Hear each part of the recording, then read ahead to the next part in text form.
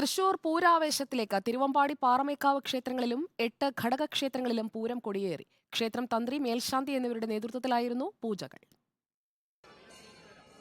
തിരുവമ്പാടി ക്ഷേത്രത്തിൽ രാവിലെ 11-നും 11:30-നും ഇടയിലുള്ള മുഹൂർത്തത്തിലാണ് കൊടിയേറിയത്. ക്ഷേത്രം തന്ത്രി, മേൽശാന്തി എന്നിവരുടെ നേതൃത്വത്തിൽ നടന്ന പൂജകൾക്ക് ശേഷമാണ് കൊടിയേറ്റ് നടന്നത്. ദേശക്കാർ ചേർന്നാണ് കൊടിയേറ്റ് നടത്തിയത്.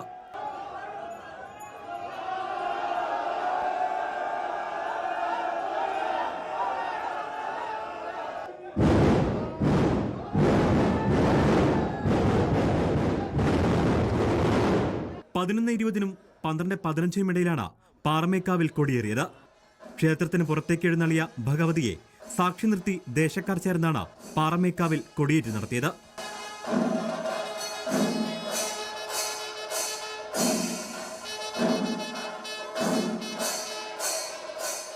വിവിധ ക്ഷേത്രങ്ങളിലെ കൊടിയേറ്റിന് ശേഷം പാറമേക്കാവ് ക്ഷേത്രത്തിലെ പാലമരത്തിലും മണികണ്ഠനാലിലും നായ്ക്കനാൽ, നടുവിലാൽ എന്നിവിടങ്ങളിലും കൊടി ഉയർത്തി.